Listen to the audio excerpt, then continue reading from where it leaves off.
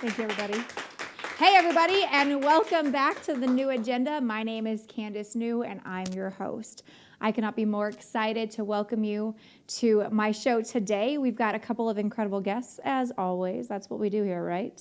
I will be bringing out some incredibly talented artists and just deep thinkers. I'm so excited to dive deep into what they have to bring to the show today. First, we've been diving into and thinking a lot about habits. The person that you are today, ultimately, is the sum of your habits. How in shape or out of shape you are, habits. How happy or unhappy you are, habits. How successful or unsuccessful you are, a result of your habits. What you repeatedly do, what you think about every day, what you do every day, ultimately defines the person that you will become, the things that you believe, and the personality that you portray. As much as I would like to pretend like those are my wise words, those are actually the words of James Clear. Of course, this sentiment is not new. It has been echoed throughout, generations, and it's something we know. You are what you repeatedly do. You are what you repeatedly think. So we've been talking about how do we change or break habits. Well, James Clear has kind of outlined a way to break or make habits. We started talking about this last week with cueing, right? So we talked about becoming more aware, making that thing that you do more obvious, right? We can't change something that we're unaware of, right? So we talked about the idea that you could record yourself. Hey, right? We talked about the idea that you could ask other people their advice. What do they think about things that maybe you need to change in your life? Or what is their outside perspective as they observe? Now, remember, we always want to take those with a grain of salt. We also talked about journaling, recording. What do you do every day? If you want to change your morning routine, you need to know what's wrong with your morning routine in order to change it. So the first thing is, how do we make ourselves more aware of the things that we're wanting to change? Could also be, how do we make ourselves less aware of the things that are distracting us so that we can focus on the things that we need to attend to, right? So today we're going to move into step 2, which is all about cravings. It's the idea that we don't do things for the sake of doing them. We do things for the sake of what we're going to get out of them, right? We have a craving, right? So like when I have this insane, I don't know if you guys know this or not, but I have this insatiable need to brush my teeth on a regular basis. Okay, I can't handle. Yeah, I'm gonna be one of those crazy ladies who can't leave the bathroom because I keep spitting my saliva into the sink and there's just more saliva in my mouth. Now I'm aware of the saliva in my mouth. Dang it! Woo! Either way, let me swallow. Please hold. But so I don't brush my teeth because I enjoy the process of brushing my teeth. I brush my teeth because I enjoy the clean mouth feeling that I get after that, right? So I have a craving for that reward that I'm going to get. So we need to start thinking about, how do we change the craving? How do we make the things that we want to do that we're not doing, or the things that we say we want to do that we're not doing? How do we make those things more attractive to us? And how do we make the things that we're really all about less attractive to us, right? So like today, I went out, my mom and I have been trying to eat healthy, okay? And it's also really busy around my house. And then, of course, my car broke down and all the crazy, right? And so I was going to be here filming and not at home for dinner, whatever. And so my mom is like, I think we should just pick up a bucket of fried chicken. And I'm like, Mom, we're supposed to be eating healthy. And she's like, it's fine. I'm over it, right? And she goes on this whole rant about how she's going to eat 2 pieces of chicken today for lunch, 2 for dinner, and maybe 3 more tomorrow. I'm like, Mom, that's 7 pieces of fried chicken. You're going to eat 7 pieces of fried chicken in a day and a half? She says yes. And I'm like, okay. Why? Because she has this craving for that type of deep fried goodness, right? Like me too. Now I'm hungry. Thanks, Mom.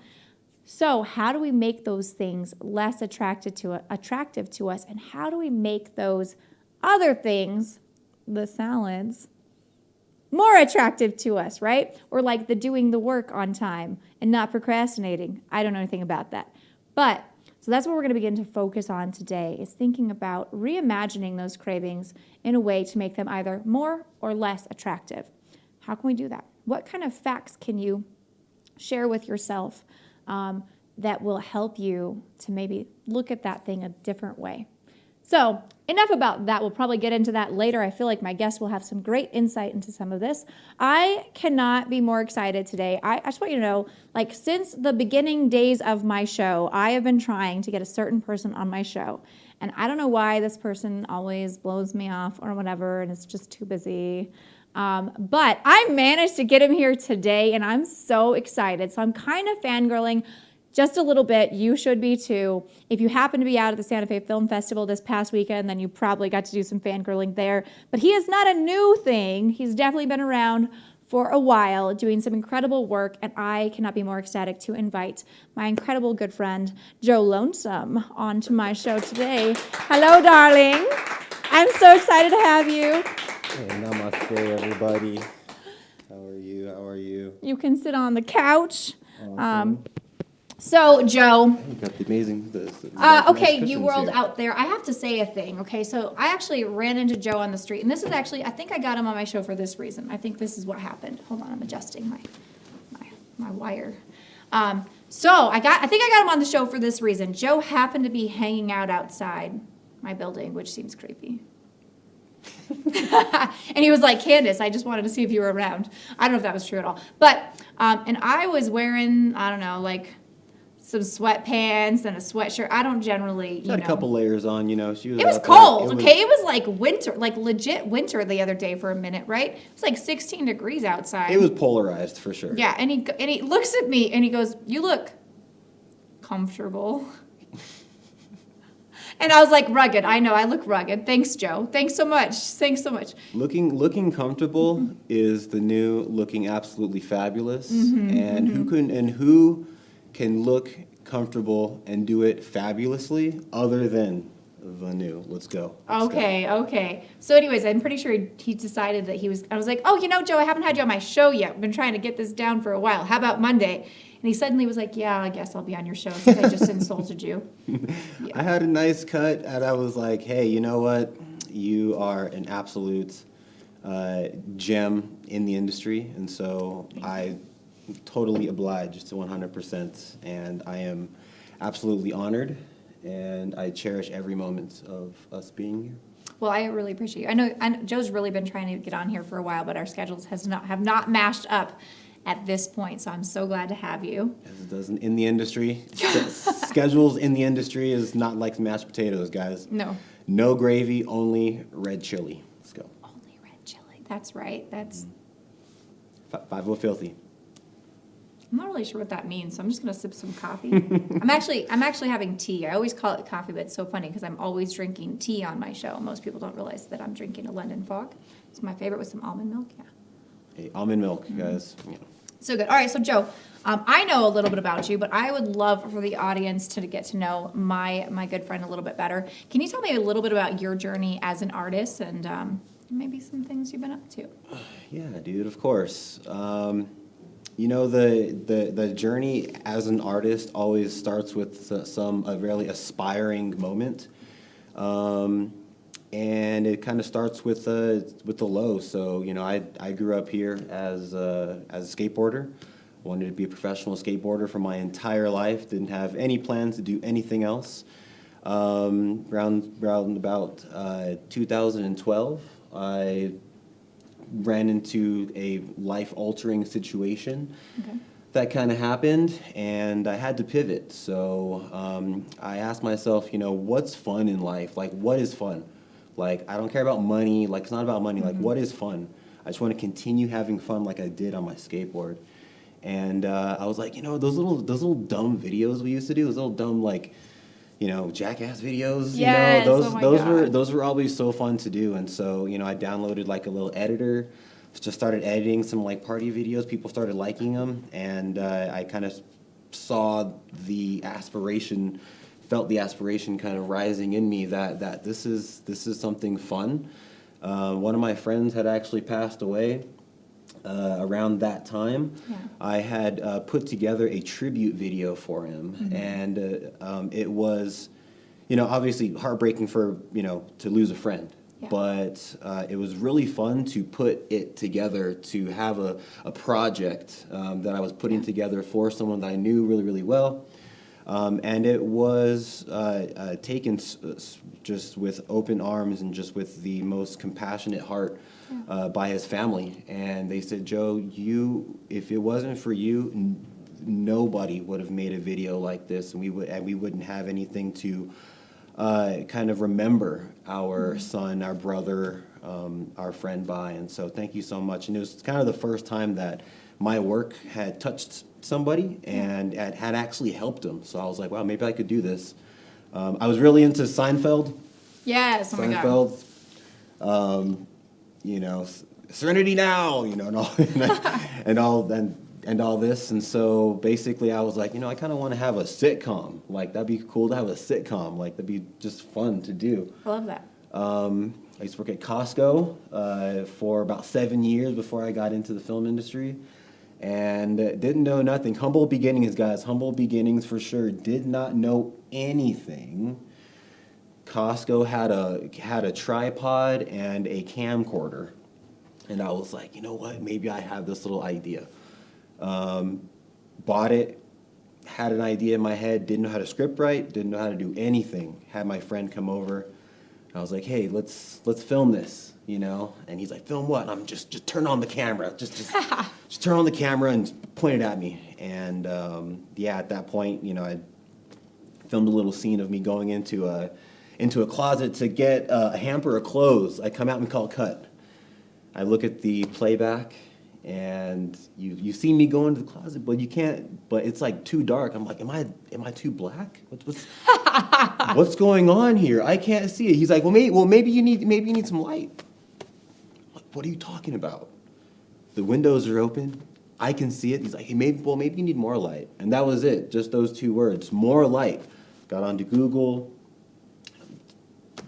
Went to, Lowe's, did the whole DIY. Yes, oh my God. Work light thing. Noticed that you can't put wax paper on a work light or it just like starts burning. And I was like, oh, I can't do that. So you continue going and you just, you continue to fail your way to that success. Yeah. And that's what I kind of did. And so, I started to make this more of a career. Started pursuing to get into the 480 union and working on bigger films and stuff. And then I wanted to promote myself as a producer. Yeah. And also give back to the community in a way that I thought that, a lot of my past shows kind of have done. And so I came up with this idea for an offset web series. Okay. And basically, it's a mockumentary skit comedy about the day in the life of characters from movies whenever they're off the film set. We call it offset web series. And I think you have like a trailer for that, right? We do, yeah, a little promo that we did a few years ago. Let's go ahead and cut to the promo, and then we'll come back and talk about it.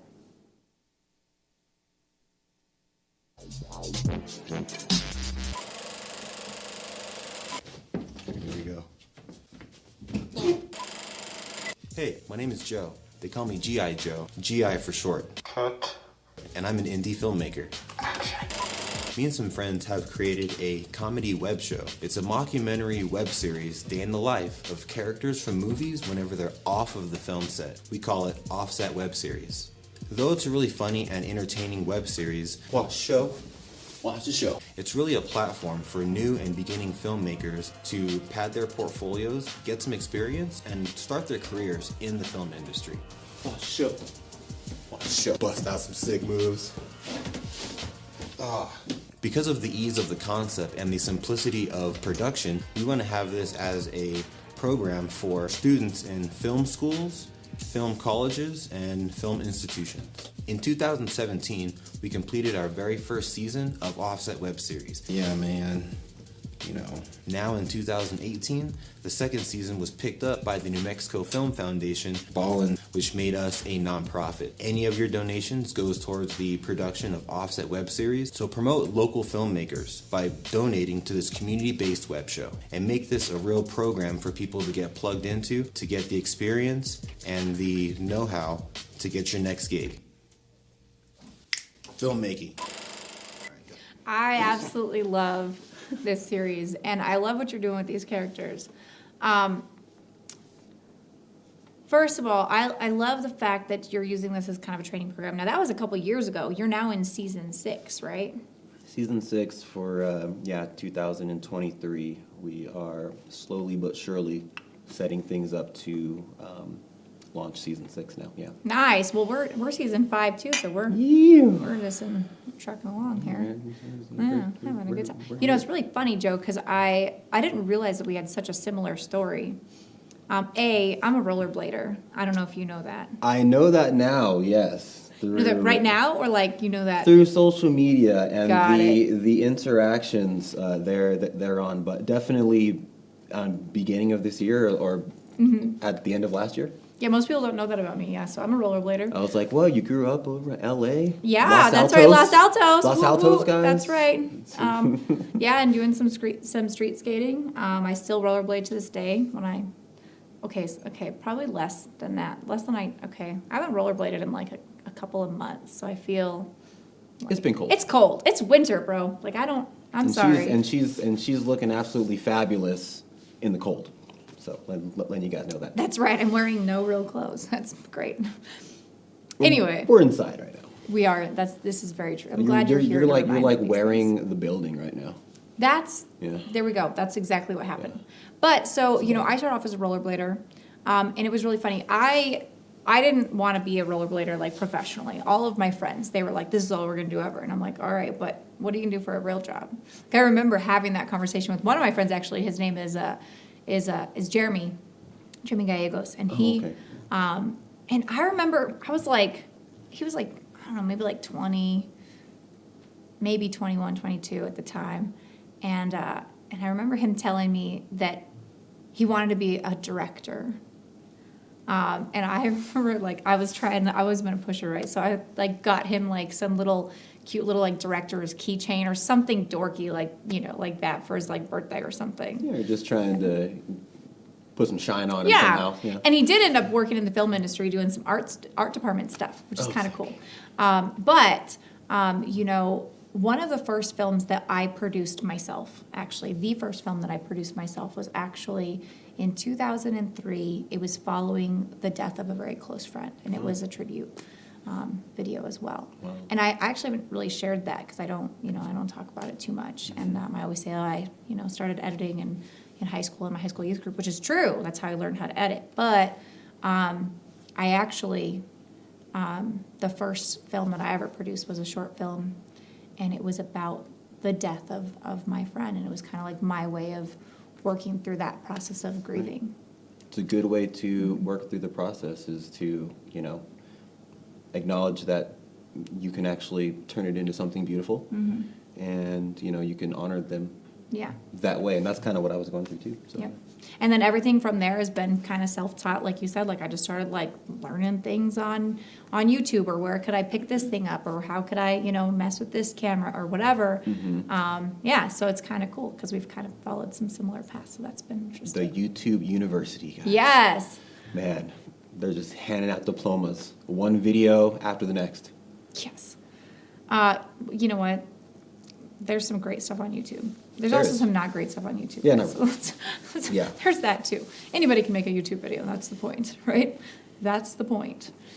But so how do you come up with these ideas about these characters? Good question.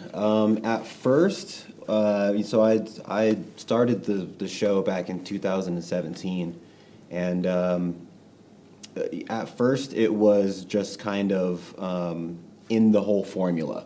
So the whole formula for the show makes it really a low barrier to entry for people to get in, have fun, and it's also a way that we can replicate and duplicate the episode for episode and continue on. And so basically it's a day in the life, not a nightlife.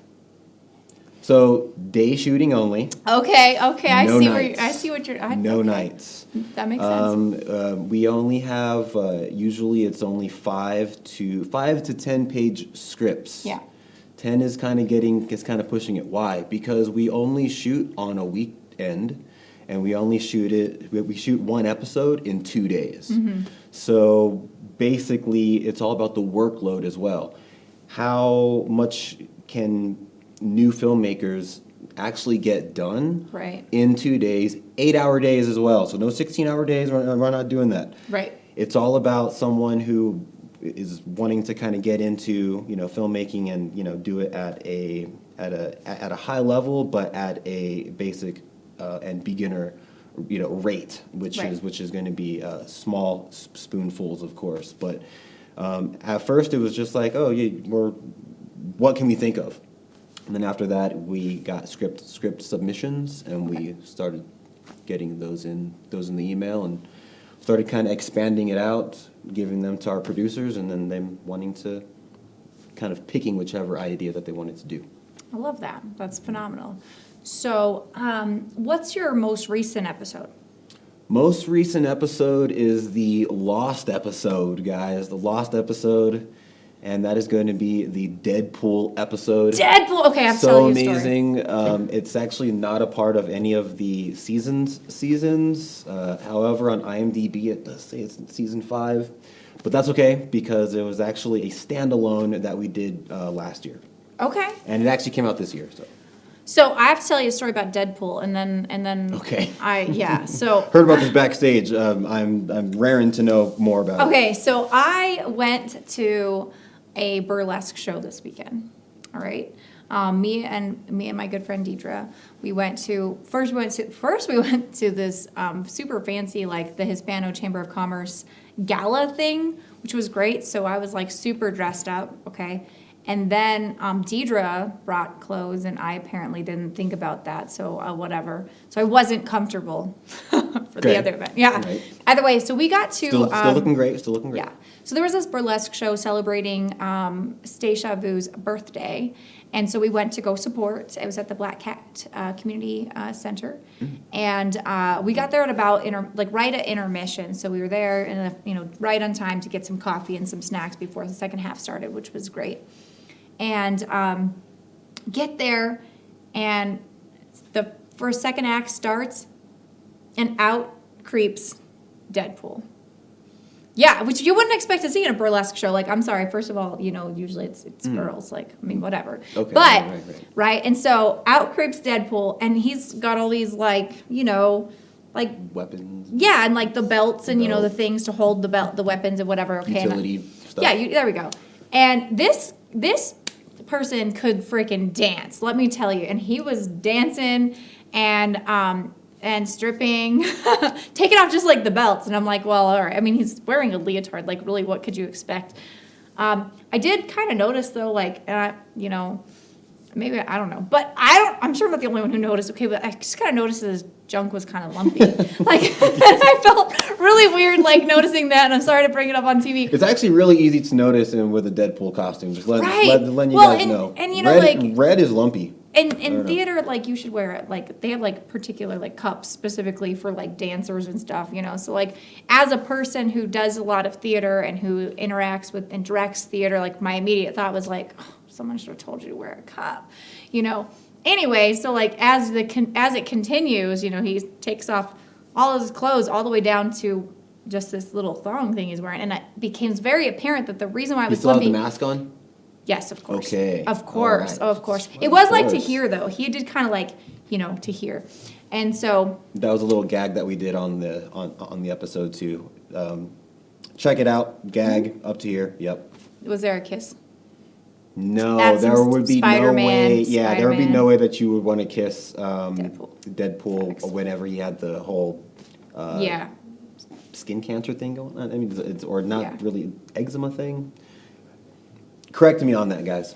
But, so it became very obvious why this guy's junk was lumpy, and it was because he had a tassel on it. And then he had a tassel, and he's like, whoa, whoa, whoa, whoa. And I was like, oh my God. It was so funny. Anyways, I just had to share that story. Dude's playing hopscotch with his junk. It was Sweet. one of the best burlesque moments. Like, I've only been to a couple burlesque shows, but it was like the best burlesque act I've ever seen. It was so great. At first, because he was just a really great dancer, but also it was just so well done. So, anyways, back to your show and Deadpool. That sounds so funny. That has really colored my my vision of Deadpool. So You had to mention that. I did. There is I no did. way that I would have left this place without you mentioning that. So thank you okay, so much. you know what?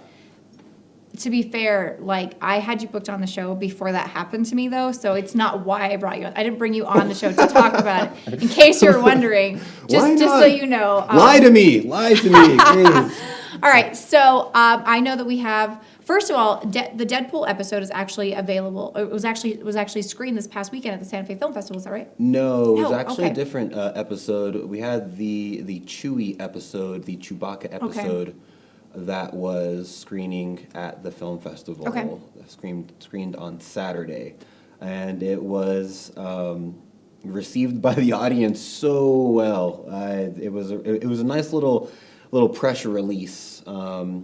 Within a lot of very just serious and just really intense subject matter that the other films were that they kind of had in the whole lineup. So it always just, whenever you insert an Offset web series episode into a lineup like that, it's always like everyone's like, oh my god, I can laugh a little bit, and then we can get back into the serious stuff, And that's always kind of how it is for our screenings. So it's always a pleasure, guys. That's awesome. That's awesome. So let's go to the trailer of the Deadpool episode, and then let's talk about it, and let's talk about your journey and all the things. Oh, I love it.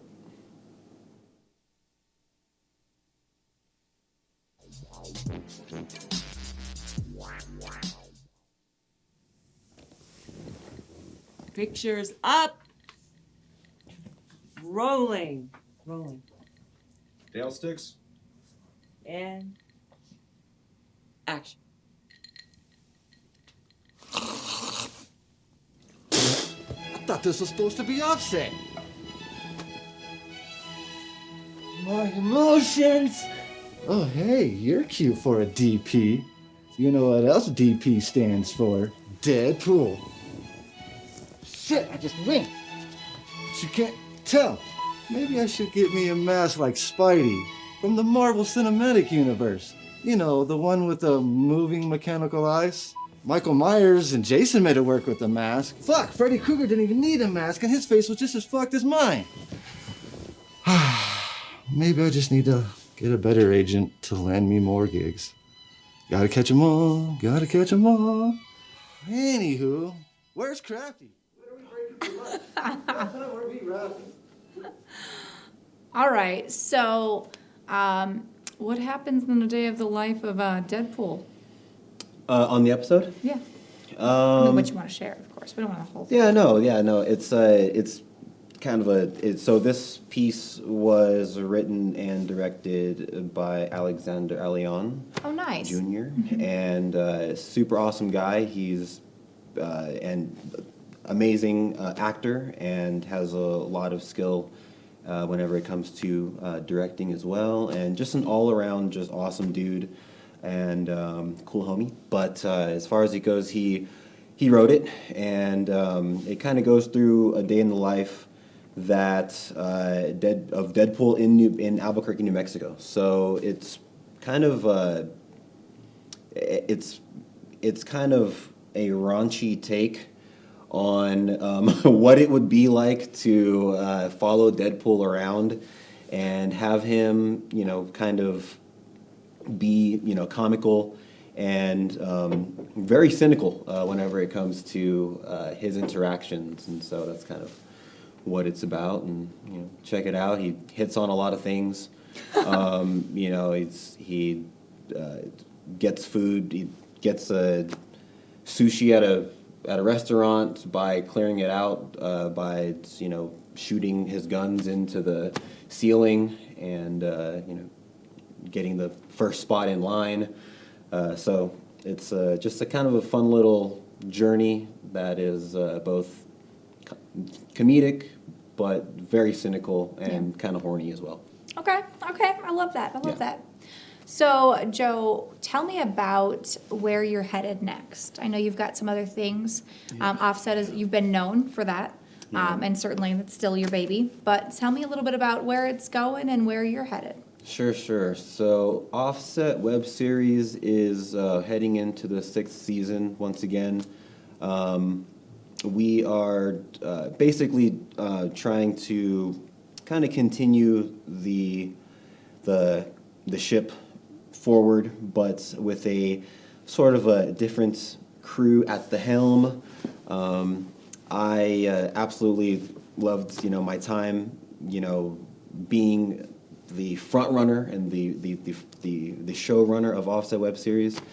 You have to understand that for the executive producer and creator of the show, it does take my entire year to Right. produce a season. So there's not one day of the entire year that I'm not doing something for Offset Web Series, big or small task, something. And so it's me continuing my path forward and just continuing to come out with content that is not only entertaining, but also has a direct influence on the global collective consciousness of our civilization to grow in awareness, to grow in consciousness, and to one day be able to ascend to a higher level of cohesiveness, to where we can really, solve the problems that are happening in the world right now. I've had kind of an epiphany, couple years back, kind of within the whole pandemic and everything. I'm a former skydiver, and I've over about 3 years, I have about 19 jumps.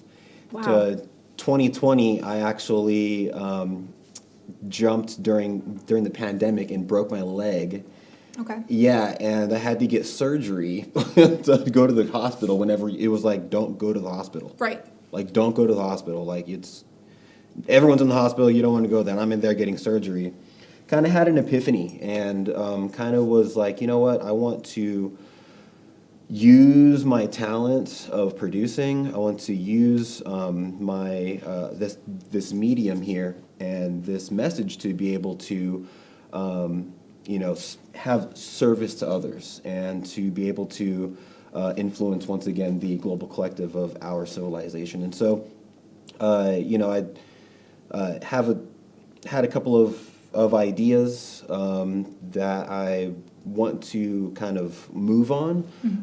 But what I've been moving on, the biggest one is going to be a pitch for a Netflix series. So that one is actually, it's an amazing film. Has to do with governmental disclosure, extraterrestrial phenomenon and contact, but also meditation and consciousness. Okay. And it's called Coherence. And it's a coherent human-initiated contact of higher dimensional consciousness and of off-planet beings. And so it's kind of this story that takes place that actually starts out, it's a docudrama, and it actually starts out with Marilyn Monroe and John F. Kennedy. Okay. And so it showcases some things that have happened in the past, document-wise, and it's a great way to kind of build your awareness on kind of what's happened in the past, but also through storytelling. I feel like some people learn that way the best, and it really sticks more for some people than just watching documentary after documentary and being more so filled with information. I'm more of the information guy, but I do like stories too, because stories do stick with you and Absolutely.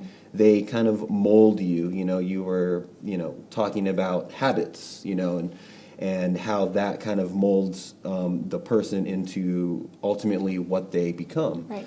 And one thing about storytelling is that it molds a certain habit within you that is understood. And it's understood in a way that has been played out. And because of that, you can really embody it. And I always say, to change the images of the movie, one must change the projection reel. Nice. The projection Nice. reel Yeah. is going to be those habits. The projection reel is going to be what you are exposed to. And ultimately, that's going to raise your level of awareness, your level of consciousness, and you're going to be of more service to others at a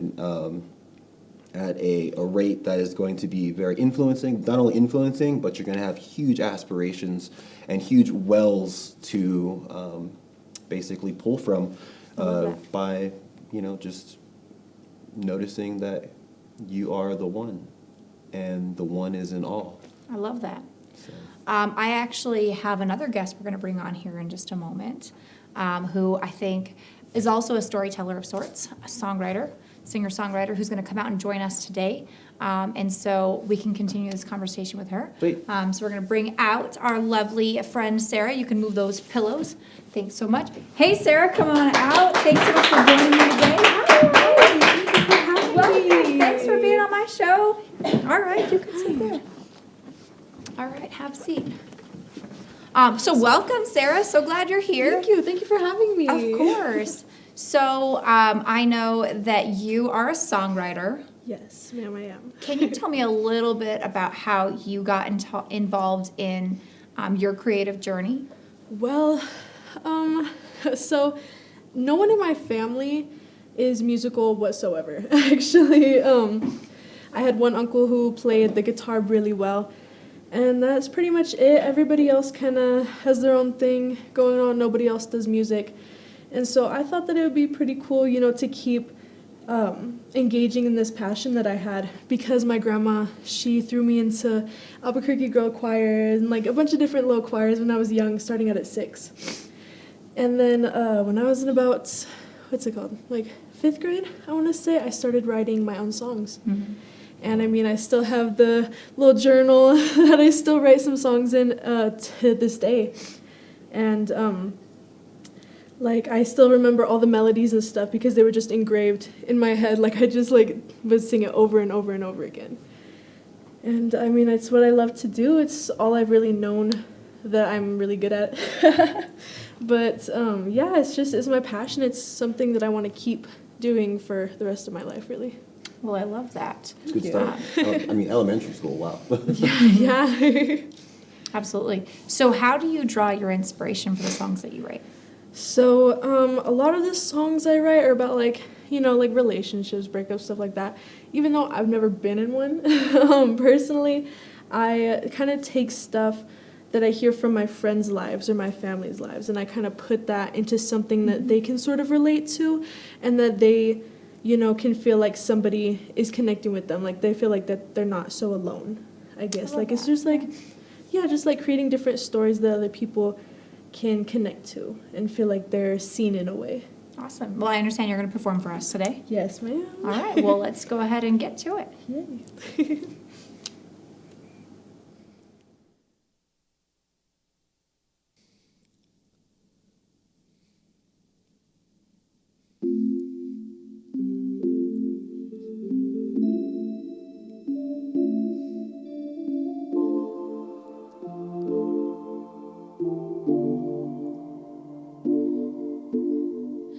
Every day I wake up and wish I was someone I've never met.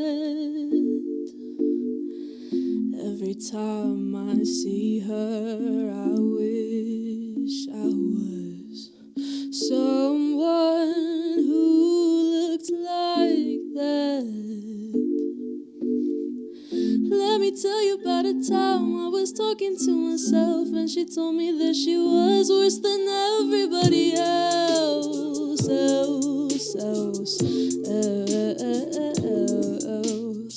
While everybody's moving on, I keep to myself too long, and they tell me to be strong, but I can't keep going on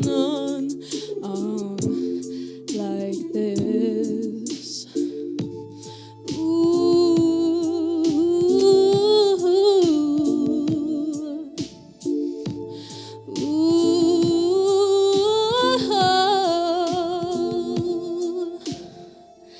Every time I wake up, I wish it would be my last. You tell me not to worry, but that's all I know how to do. I feel like I might be able to go on, but I'm through with you. Let me tell you about a time I was talking to myself, and she told me that she was worse than everybody else. Oh, while everybody's moving on, I keep to myself too long, and they tell me to be strong, but I can't keep holding on, on, on. I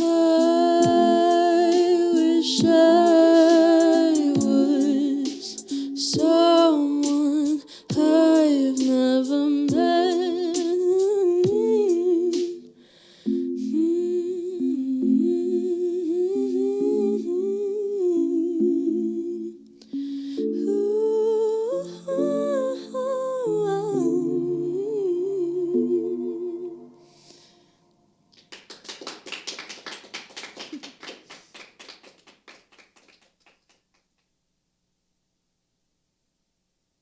That was absolutely beautiful. Thank you so much. Thank That was you. Awesome, guys. It's awesome.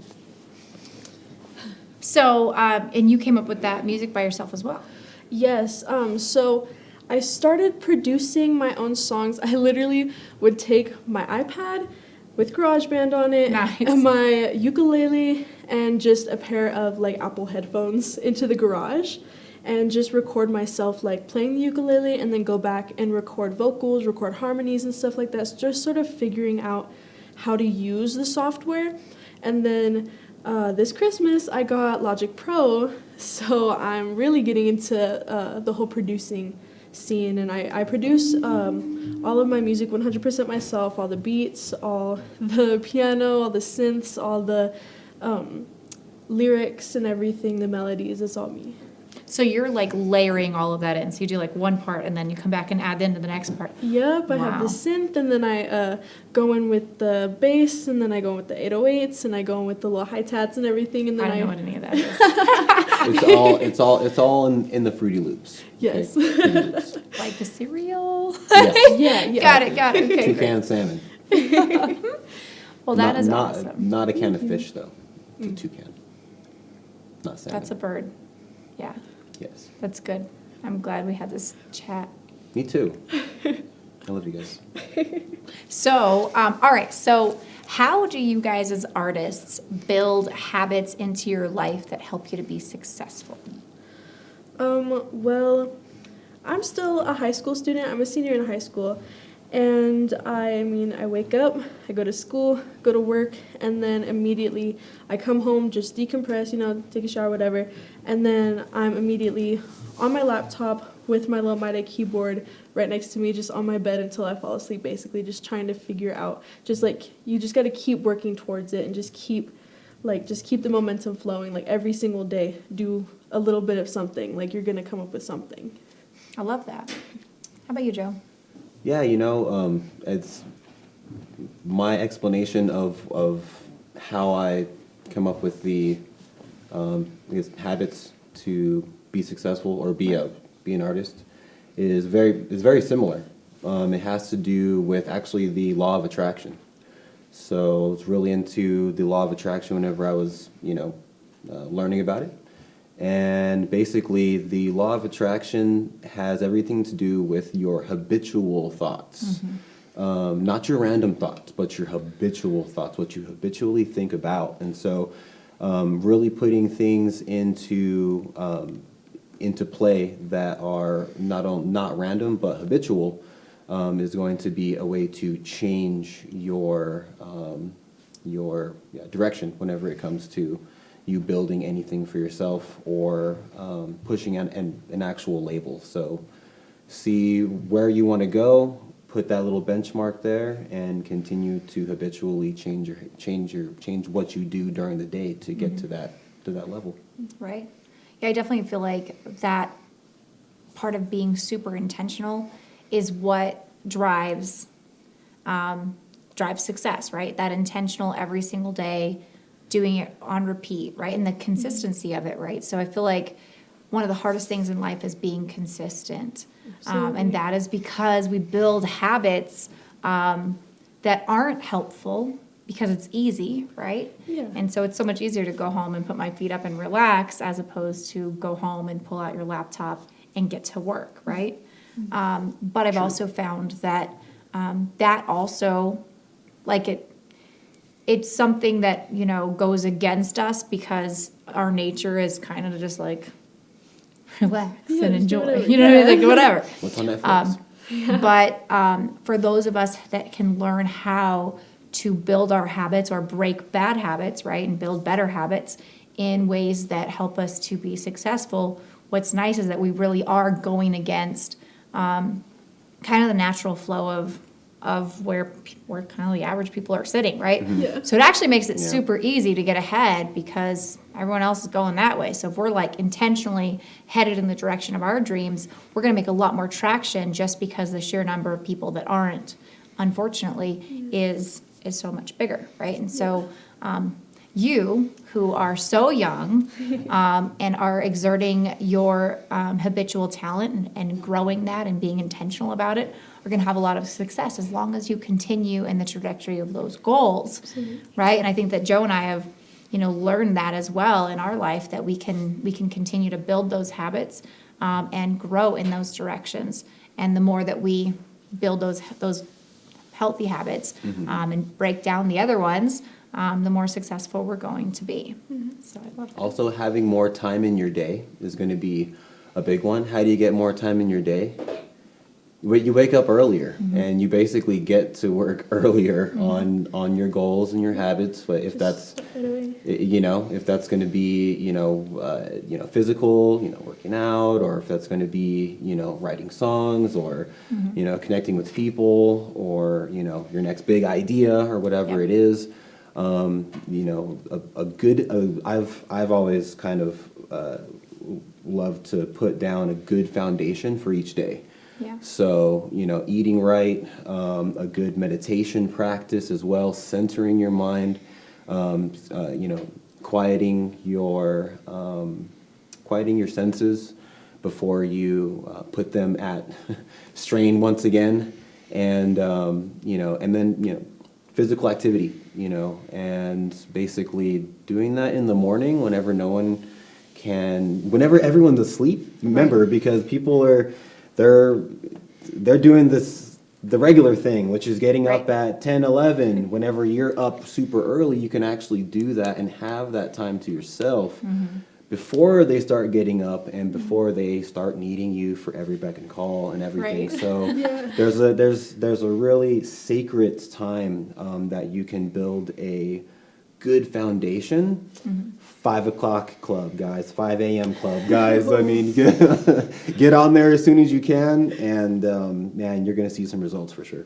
I'm definitely more of like the 6 o'clock club. That's cool. Let's chill. 6, yeah, but It might be like 5:30, whatever. I tried really hard to do the 5 o'clock club thing this last year, and it was a struggle. But part of that's like, because I'm part of the still 10 o'clock club. Like I'm still working at 10 o'clock at night or 11 o'clock at night. Sure, yeah. And That's so what I it's think, like, too. well, I do find that as I get older, Right. I have to sleep sometimes.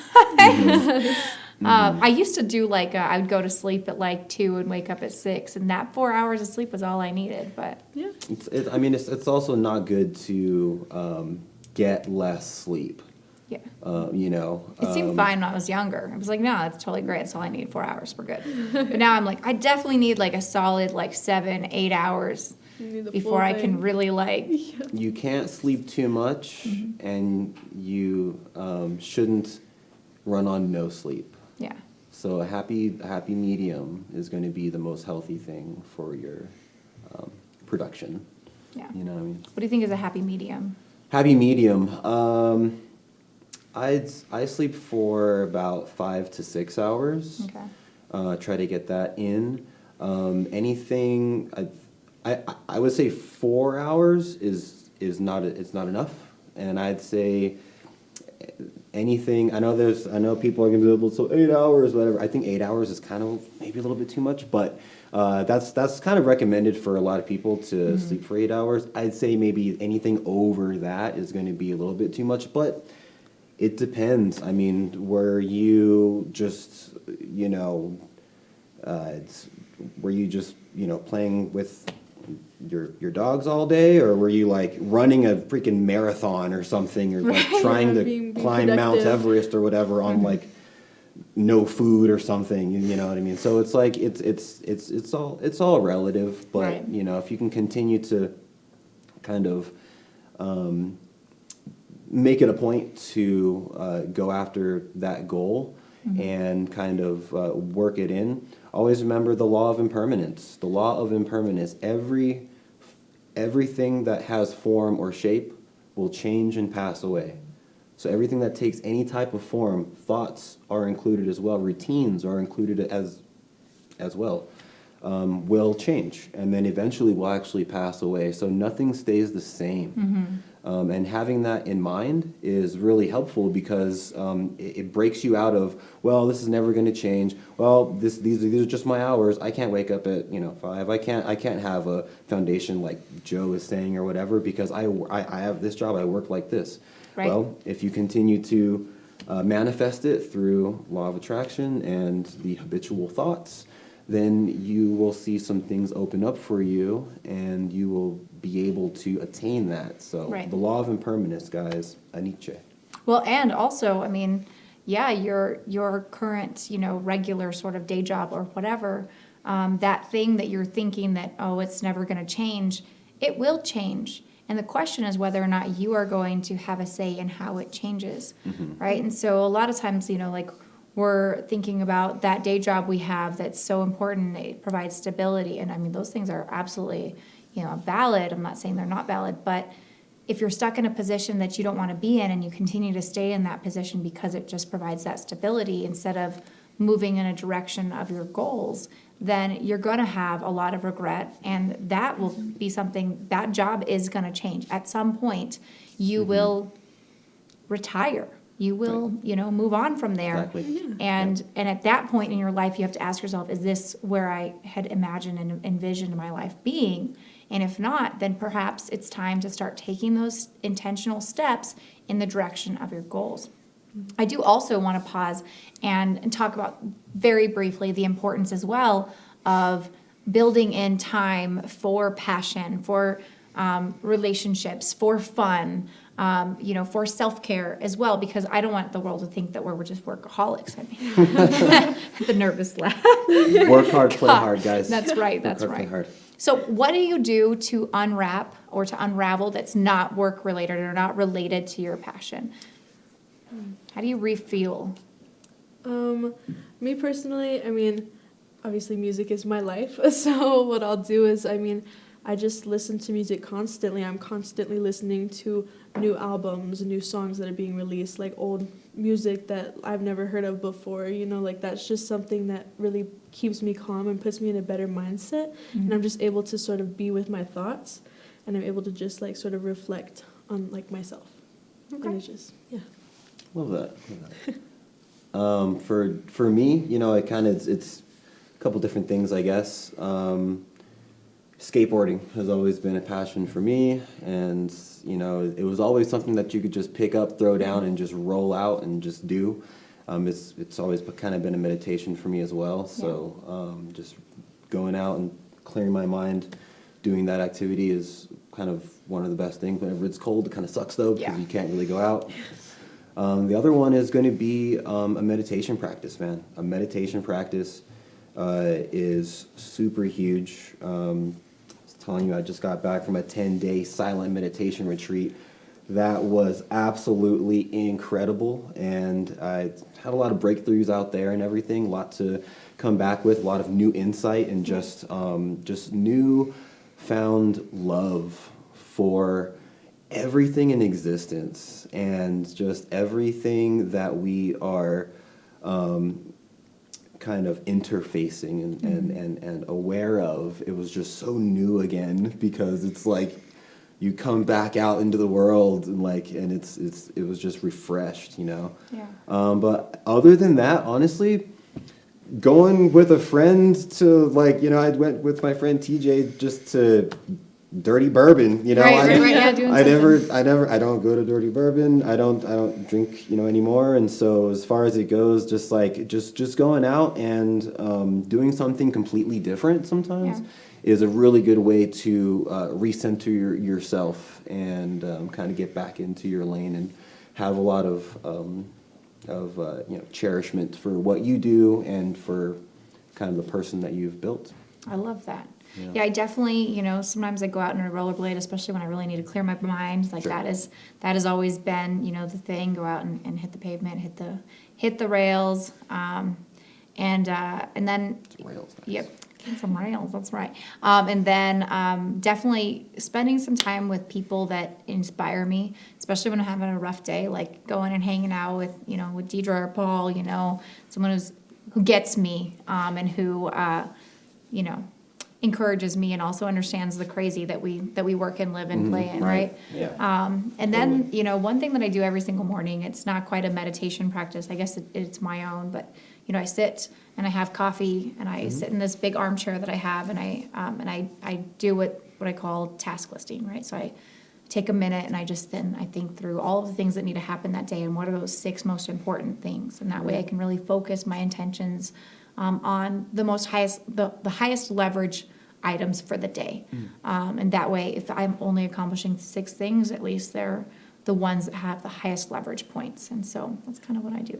It's a karma yoga. Yeah. Karma yoga. Karma is action, and yoga is concentration. Yeah. So it's a I love that. action. It's a concentration, action, concentration, action, meditation. That's right.